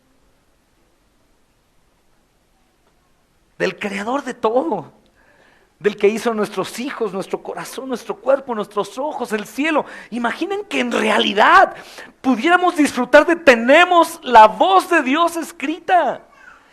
De pronto entiendo a los pentecostales, cómo ellos reciben la Biblia y bailan y gritan y se gozan. Lo entiendo, digo, esa debería ser nuestra respuesta, a lo mejor un poco más ordenada, pero es increíble. Veía unos chinitos recibiendo su primera Biblia en chino, en su lengua, y estaban saltando de alegría, con gozo, haciendo fiesta. Veía unos africanos en su lengua recibir el Nuevo Testamento, haciendo fiesta, la palabra del Dios Todopoderoso. ¿Cómo debo recibir la palabra de Dios? No un regaño, un sermón, una clase de matemáticas o de ciencia. La palabra de Dios. ¿Cuántas veces te ha exhortado? ¿Cuántas veces te ha llamado al arrepentimiento? ¿Cuántas veces ha sacado de tu corazón lo oculto? ¿Cuántas veces ha discernido tus pensamientos? ¿Cuántas veces ha atravesado hasta tus tuétanos, hermano? ¿Y cómo has respondido? ¿Cuántas veces has dicho, de seguro el predicador sabe lo que hice? De seguro preparó el sermón para mí. De seguro me está hablando a mí porque vi que platicó con mi esposo antes del culto. De seguro esto. Y te resistes a recibir. Esa es la semilla junto al camino. El diablo viene y susurra. No, te está hablando a ti. Para empezar, es un orgullo terrible, como lo he hecho antes, porque el que cree que el predicador predicó el sermón para él, ¡qué orgullo tan tremendo! Y peor orgullo, creer que él trabajó todo un mes para preparar un sermón para ti y que tú no lo recibes, hermano. ¡Wow! No, felicidades. El premio para el orgullo número 1. Lo hizo para mí, pero aún así no lo recibo. Hermanos, eso es poner la semilla junto al camino. No va a brotar, ni mucho menos va a dar fruto. Es como dice, hermanos, el 2 Corintios capítulo 4, versículo 3 al 4. ¿Me aguantan tantito más o no? ¿O tienen otra cosa que hacer? Ok. 2 Corintios 4, 13. 4:3, perdón, y 4, dice: pero si nuestro evangelio está aún encubierto, entre los que se pierden está encubierto, en los cuales el Dios de este siglo cegó el entendimiento de los incrédulos para que no les resplandezca la luz del evangelio de la gloria de Cristo, el cual es la imagen de Dios. Cristo es la imagen de Dios. Miren Efesios 4:17 al 19. Pablo les dice: esto pues digo y requiero en el Señor, ya no anden, ya no caminen como los otros gentiles, es decir, los no judíos e incrédulos, que andan en la vanidad de su mente, tienen el entendimiento entenebrecido, ajenos de la vida de Dios por la ignorancia que en ellos hay, por la dureza de su corazón, los cuales después que perdieron toda sensibilidad, se entregan a la lascivia para cometer con avidez toda clase de impurezas. Y el asunto aquí es la dureza de mi entendimiento, de mi corazón. Hermanos, podemos ver a un predicador muy apasionado y muy gritón, y puedes decir: oh, este grita y se emociona demasiado. Es que, hermanos, ¿cómo podemos decirte que esta es la palabra de Dios y que está tratando contigo y que en su bondad el Padre está preparándonos para el presente y para el futuro, recordándonos que nuestro pasado fue clavado en la cruz para andar en vida nueva, pero que nuestros errores futuros, ahora, mañana, pasado y hasta el último día de mi vida, está en sus manos y Él tiene el control? ¿Cómo, hermanos, hacemos entender a las personas algo que no podemos hacer entender, que solamente Él puede? ¿Cómo decirle: hey, despierta, levántate de entre los muertos para que Cristo te ilumine? Lo veremos cara a cara, estaremos frente a Él. Recibe la palabra y ponla por obra, porque si no sería como un juego de: ¿qué estoy haciendo el domingo aquí? Hay tantas cosas por hacer. Cristo resucitó, hermanos. Hay gente que tiene el entendimiento encubierto y no pueden entender. No porque la palabra sea algo difícil de entender, hermanos, porque tratamos de que sea explicable de una manera que todos puedan captarla, sino porque el corazón está engrosado, el corazón está duro. Es como si no permitieran que la semilla, la palabra, crezca. La palabra que se usa aquí como dureza en este pasaje, hermanos, es la porosis, que es dureza al nivel insensibilidad. Esa le había explicado que es como un callo que se forma en el hueso cuando el hueso se rompe y se vuelve a soldar, que es más duro que el hueso mismo. Y eso no es algo que el Señor hace primeramente, es algo que el mismo hombre está haciendo al no recibirla. Escuchas y no lo haces. Es como la dieta del médico: esta es tu dieta, es tu medicamento, y no la sigues después. Te dije que lo hicieras. Es así como trata el Señor con nosotros. Hermanos, algo que debemos recordar es mi condición. Mi condición es anti recibir la palabra del Señor con gozo cuando trata de mí. Debo de quitarla, porque nos continúa persiguiendo el mal. Estás a punto de la diabetes, sigues tomando Coca-Cola todos los días, 2 litros o 3 litros ya, y creo que hay una de 4 litros ya. Vas a empeorar. Alguien me decía ahorita en la mañana: sentimos que nunca vamos a morir, ¿verdad?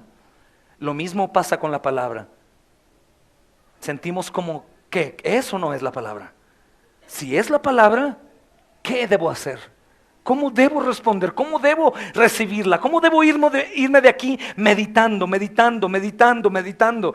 Marcos 3:5, hermanos. Perdónenme que tengo que seguir enseñando para terminar. Mirando, es decir, a los fariseos, sé de esto por el versículo 24 del capítulo 2, es Marcos 3:5. Alrededor con enojo, entristecido por la dureza, porosis de sus corazones, dijo al hombre: extiende tu mano. Y él la extendió y la mano le fue restaurada, fue sanada. Los hombres estaban teniendo al Señor Jesús, estaba hablando de sanar a un hombre con la mano seca, y estaban tan duros que no querían que el hombre fuera sanado. Y él estaba molesto con ellos por la dureza que había en ellos. Ellos podían recibir, ellos podían humillarse como la mujer, creer y decir: es la palabra. Y me diga lo que me diga mi mente, me diga lo que me diga mi corazón, me diga lo que me diga mi conocimiento, la sabiduría que he adquirido en el mundo, sea quien sea, debo de humillarme ante los pies de Cristo y creer que su palabra. Hermanos, escuchen, los fariseos tenían al Señor Jesucristo, al Hijo de Dios, frente a ellos. Lo vieron, lo escucharon. No únicamente es el más grande maestro, hermanos, el hombre más grandioso, sino que era un hombre sin pecado. Sus ojos no tenían nada de pecado. Su voz era completamente pura. Sus intenciones eran siempre justas y perfectas. Su amor era el amor mismo en acción. Y ellos voluntariamente no lo hicieron. Ahora pensemos, hermanos, del otro lado. ¿Qué doctrina abrazábamos de niños o de jóvenes? ¿Qué escuchábamos de la palabra? ¿Qué creíamos de Dios? ¿Para qué lo buscábamos? ¿Y ahora en qué territorio estamos? ¿Qué estamos escuchando?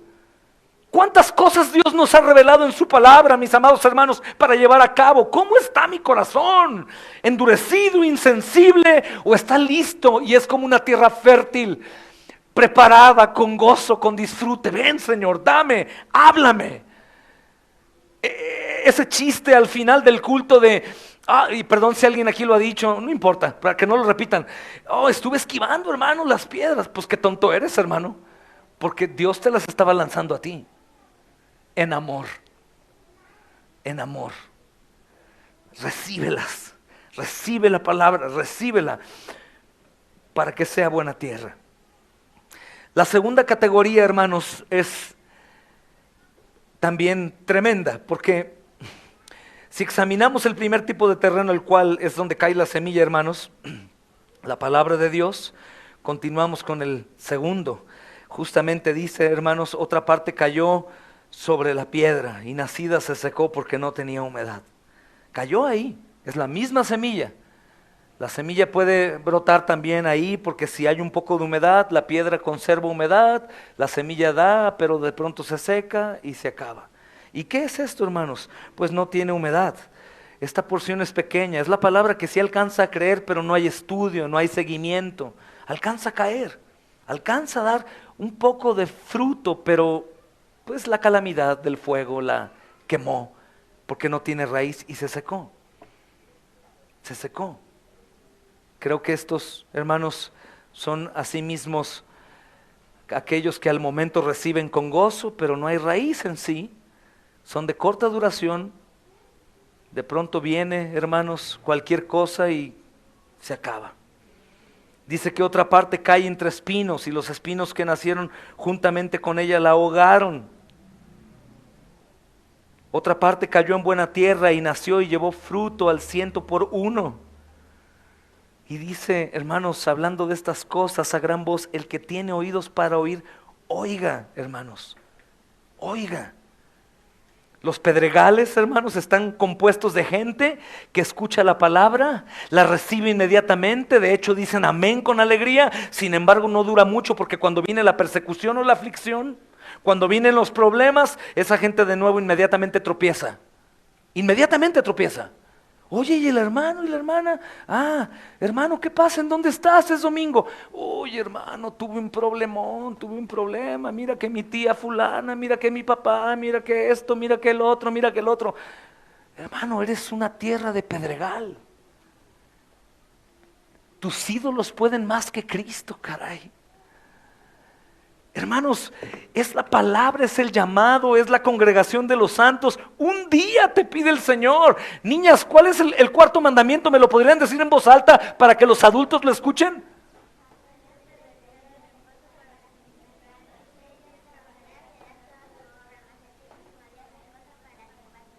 Y el día del reposo se hizo para ti, no para Dios. Para ti, para descansar, para estar. Pero los ídolos hacen que esa semilla en pedregales se seque. Cualquier problema, cualquier aflicción, cualquier persecución, se acaba. Así que cuando el enemigo trae cosas sobre estos, pues caen inmediatamente. El tropiezo no es causado porque la aflicción es muy pesada como para que la puedan soportar. El apóstol Pablo dice que no hay cosa que venga que no podamos soportar, porque juntamente con esa aflicción siempre está la salida. ¿Qué te imaginas cuando piensas en la salida? ¿En dónde está el anuncio de salida? ¿Y quién es la puerta? Cristo, hermanos.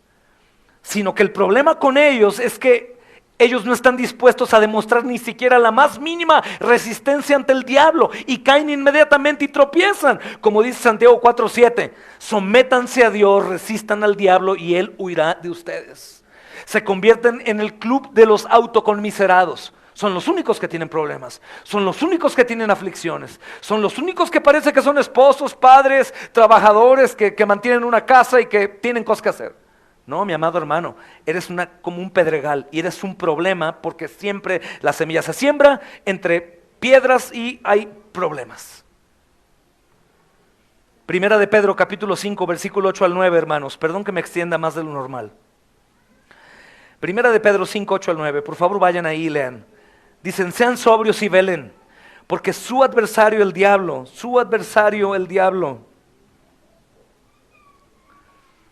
¿qué quiere hacer, hermanos, el diablo? Como león rugiente anda alrededor buscando a quien devorar. Quiero decirte que esta porción Pedro la escribe después de Cristo, No hablan mucho Pedro y Pablo del diablo, pero quiere devorar. Resiste firme en la fe, sabiendo que los mismos padecimientos se van cumpliendo en sus hermanos en todo el mundo. ¿Tienes persecución cristiana? ¿La gente no te tolera? ¿Tu familia te dejó? ¿Estás enfrentando problemas en el matrimonio, con tus hijos, en el trabajo? ¿Qué querías, hermano, si todavía no estamos en el cielo? ¿Qué querías? ¿O cuándo te prometió el Señor no tener aflicción? ¿Cuándo te prometió el Señor que en esta vida viviríamos en plenitud de gozo porque nadie nos haría injusticias? No, hermanos, Él nos prometió tener aflicción, pero aún poder encontrar gozo en Él en medio de las tribulaciones. Persevera, resiste al diablo que te dice, ya no hay esperanza, ya no se puede. Persevera. Aquí, hermanos, tengo ejemplos de perseverancia que no voy a señalar para que nadie se avergüence o se goce demasiado. Pero hay ejemplos de perseverancia. Persevera, aunque caigas y la lucha sea profunda. Persevera, aunque te cueste mucho dejar lo que sabes que debes dejar. Persevera y adora al Señor. Eso nos enseña la palabra. Domingo a domingo, lunes a lunes, martes tras martes, miércoles tras miércoles, viernes tras viernes. Siempre el Señor nos habla de esto, hermanos. De perseverar, de velar, de creer. Si no resistimos al diablo, no huye. Y es buenísimo para decirte, no puedes, déjalo, divórciate, huye, no perdones, véngate. Todo lo que te puedas imaginar que el diablo habla, sabes que son puras porquerías, olor a basura, con muy mal aliento. Si no resistes, Él te devora. ¿Puede devorar a un cristiano? Hermanos, ¿cuántas veces estando en Cristo no hemos sido como devorados por Él? Y de pronto le sabemos amargos. Nos escupe, nos saca. Él lo único que trata es hacer las cosas mal, hermanos, que vivamos mal, que estemos en amargura. A esta categoría de alimento potencial para el diablo, hermanos, pertenece a este tipo de gente. Los que son como pedregales, que cae la piedra, da un pabilito y de pronto llega el diablo, viene, trae aflicciones, inmediatamente caen y se convierten en fácil alimento para él. Fácil alimento, fácil presas. Prenden y ven lo que no veían, hablan lo que no hablaban, escuchan lo que no escuchaban. Su corazón se llena de amargura, de odio, de celos, de contienda, de deseos de no seguir. Dime por favor, como los egipcios, es mejor que en Egipto. Estaba mejor en Egipto comiendo bien. ¿Es cierto que es mejor estar sin Cristo, hermano? No mientas, por favor. No mientas, ninguno de nosotros podría decir que vivía y estaba mejor sin Cristo. Ninguno de nosotros puede decir que está mejor sin la iglesia, sin los hermanos en la fe. Es mentira del diablo. Ninguno. La tercera categoría, hermanos, habiendo considerado las dos primeras, quisiera que la viéramos en Marcos capítulo 4 versículo 7, hermanos, pero aquí está de todas maneras, obviamente, los espinos en el versículo 7 de Lucas, la puedes ver ahí también. Dice, otra parte cayó entre espinos y los espinos crecieron y la ahogaron y no dio fruto. Este territorio o este terreno, hermanos, en que la semilla cae entre los espinos es muy especial y creo que es abundante. La semilla que cae en este terreno ahoga sin dar fruto. Y para entender a lo que se refiere, hermanos, esta parte de la parábola tenemos que ver a Marcos 18, 19, y dice esto. Estos son los que fueron sembrados entre espinos. Escuchen quiénes son, Lucas no lo dice. Los que oyen la palabra, pero los afanes de este siglo y el engaño de las riquezas y las codicias de otras cosas entran y ahogan la palabra y la hacen infructuosa. Subraya, la hacen infructuosa. Dios permite que su palabra se haga infructuosa, no en la palabra, sino en las personas. La hace sin fruto. ¿Y qué? ¿Qué es lo que hizo esto? Hermanos, los afanes de este siglo, el engaño de las riquezas y las codicias de otras cosas. Eso es lo que hace que sea infructuosa la palabra. Afanes, engaño de riquezas y las codicias de otras cosas. Es como los hombres que dicen, voy a ir a trabajar a los Estados Unidos, perdón si alguien piensa así, pero arrepiéntase. Voy a dejar a mi familia, voy a hacer dinero y después vengo. Mi mamá me decía así. Mentira. ¿Qué vas a hacer con tu familia? ¿Dejarla es buena idea? ¿A tu esposa sola y tus hijos por dinero? ¿Es eso de verdad la idea? Apartarte de tu responsabilidad, huir y dejarlos ahí y tú descansar mientras trabajas mucho pero solo, sin responsabilidad, sin ninguna carga por soportar las cargas propias de la familia, de huir de la realidad. Hermanos, eso nos confunde, los afanes, el engaño de las riquezas. Voy a trabajar más y dejo el trabajo primordial. Algunas personas dicen, seguramente voy a llegar y Dios me va a condecorar porque va a decir, ¿cómo trabajaste? Fuiste un trabajador excepcional. De ninguna manera, negligente, necio. Fuiste detrás del dinero en lugar de ir por la salvación de tu esposa y de tus hijos, o de llevarlos a los pies de Cristo. Usaste tu tiempo solamente para ti, creyendo que algún día llegarías a algún lugar. Dime cuál lugar, si nuestra vida es como humo, hermanos. No, voy a trabajar 2 años, me voy a esforzar 2 años, voy a trabajar muchísimo y ya ahora sí que tenga todo, lo voy a hacer. Sí, Santiago te dice, no te jactes en eso porque tú no sabes lo que puede suceder mañana. El Señor nos habla, hermanos, tan claro, vivir hoy, porque cada día trae su afán. Y disfrutar el hoy, porque hoy día tengo a quien tengo a mi lado con un propósito. Tengo lo que tengo con un propósito, soy lo que soy con un propósito, gozo de la salud que tengo con un propósito, vivo en donde vivo con un propósito. Todo lo demás es engaño del diablo y lo que hacen es ahogar la palabra. Y si escuchas, pero eres un oidor muy olvidadizo. Desafortunadamente esta tercera categoría de gente, hermanos, es muy problemática también. El problema con esta categoría es que la palabra de Dios es guardada en su corazón junto con otras cosas como los afanes de este mundo. ¿Cómo estás con Dios? No, hermano, muy bien. Pero hay testimonios de que no está bien. Hay actitudes que no están bien. Hay formas externas que no están bien. El engaño de las riquezas, las codicias de otras cosas. Estas cosas actúan, hermanos, como espinas en el crecimiento de la palabra y la ahogan y la hacen infructuosa. Hermanos, ¿por qué? Porque esta gente está siendo oprimida por los afanes del mundo. Y estos particularmente olvidan quién es Dios. Él ha preparado todo. ¿Estás en tribulación o angustia? ¿O hay cosas difíciles en tu vida? ¿Espinas pican? ¿Te lastiman? Sí. Dios está al control. El Señor está al control, está tratando contigo de manera necesaria, porque sabe quién eres y sabe el medicamento que tú necesitas. Y a veces esas espinas deben picarte, deben lastimarte para que Dios obre en tu corazón. El tiempo se nos fue, hermanos, pero quiero leer Mateo 6, 25 al 34. Y vamos a terminar aquí, dejaré la cuarta categoría para el próximo domingo. Dice Mateo 6, 25, 34, por tanto os digo, no se afanen por su vida, qué han de comer o qué han de beber, ni por su cuerpo, qué han de vestir. ¿No es la vida más que el alimento y el cuerpo más que el vestido? Esto me llena de gozo. ¿No es la vida que tienes ahora, a quien tienes a tu alrededor, más que todo aquello que buscas supuestamente para ellos? ¿No es más, hermano, la sonrisa de tus hijos, de tu esposa, de tu esposo, de gozar de estar juntos en nuestra oración de gratitud?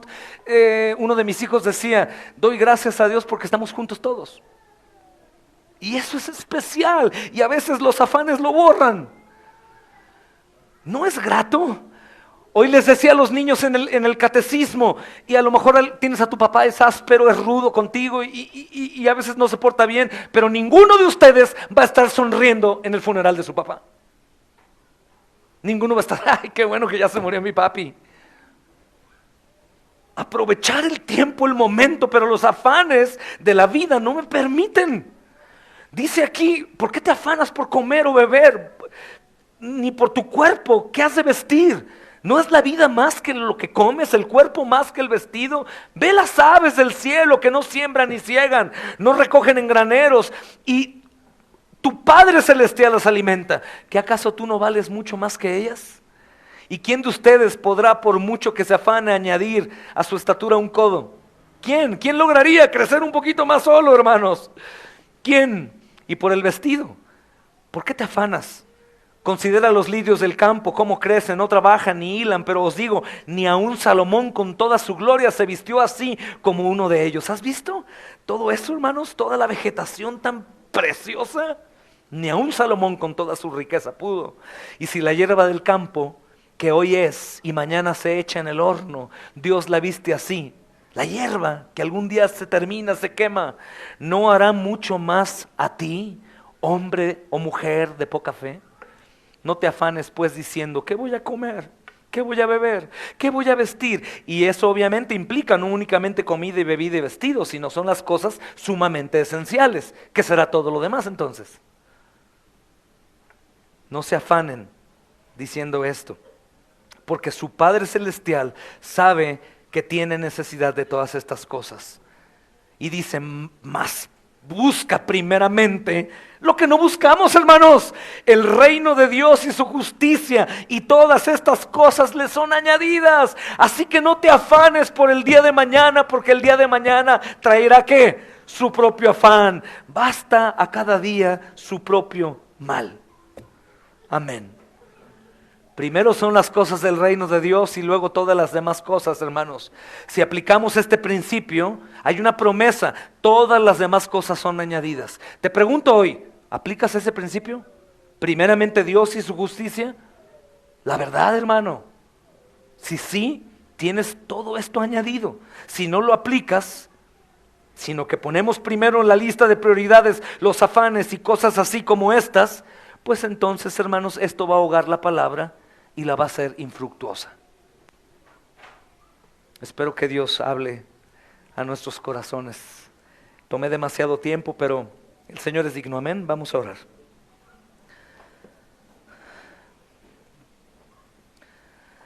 Amado Padre, Señor, has hablado a nosotros, Señor amado, nuevamente.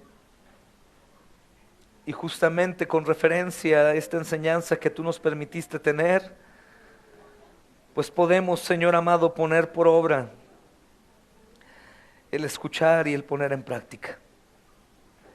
Pienso en tantas cosas, Señor. Pienso en el amor, pienso en el perdón, pienso en la restauración de la comunión contigo, Señor. Pienso, Señor amado, en las familias, en la relación de los matrimonios de los hijos, en todo lo que tu palabra ha hablado, Señor.